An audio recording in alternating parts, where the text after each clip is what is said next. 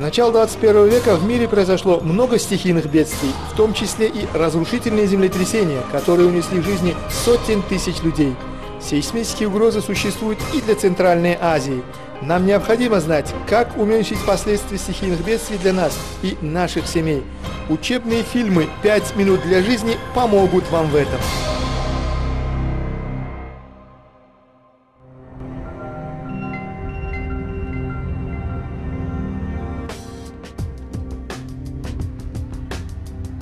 Большую часть времени наши дети проводят в школах. Мы должны заранее думать и предпринимать определенные шаги, чтобы оградить наших детей от последствий возможных чрезвычайных ситуаций, в частности землетрясений. В первую очередь необходимо строить здания школ и других детских учреждений с полным соблюдением проектных и строительных норм и правил. Необходимо произвести ревизию состояния зданий школ и по мере необходимости произвести ремонтно-строительные работы по их усилению. В каждой школе должен быть разработан и согласованный с соответствующими организациями план действий при чрезвычайных ситуациях. Для защиты преподавателей и учащихся от неструктурных опасностей необходимо закрепить тяжелую мебель и устранить падение или возгорание других предметов. Чтобы защитить учащихся от осколков оконных стекол, необходимо повесить занавески. Для сохранения дорогостоящей техники и другого оборудования необходимо его закрепить.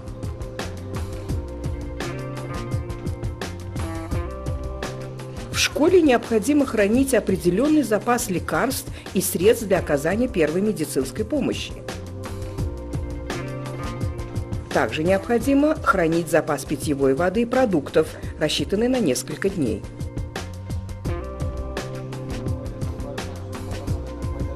Коллектив школы, родители и ученики могут сотрудничать в подготовке мероприятий, направленных на уменьшение риска возможных чрезвычайных ситуаций.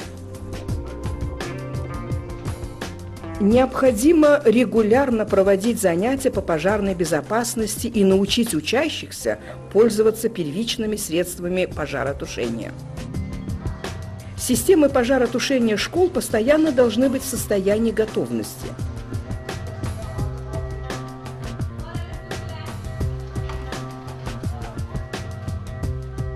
Следует регулярно проводить занятия с учащимися по овладению навыками поведения во время землетрясений.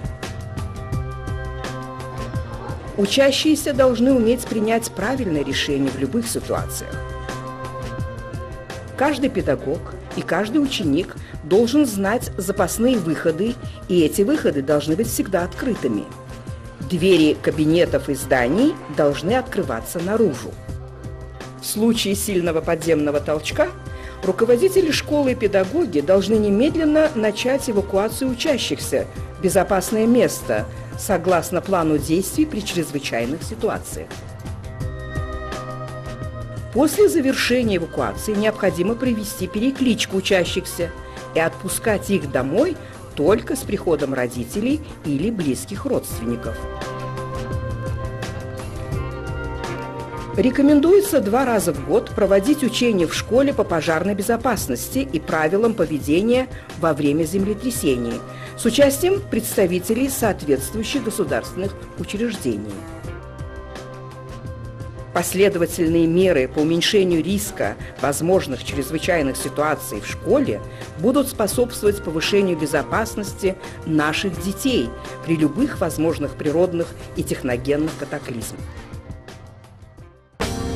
Дома, на работе и в махаллях непрерывно ведите свою деятельность, направленную на уменьшение последствий природных катастроф. Продолжайте смотреть учебные фильмы «5 минут для жизни».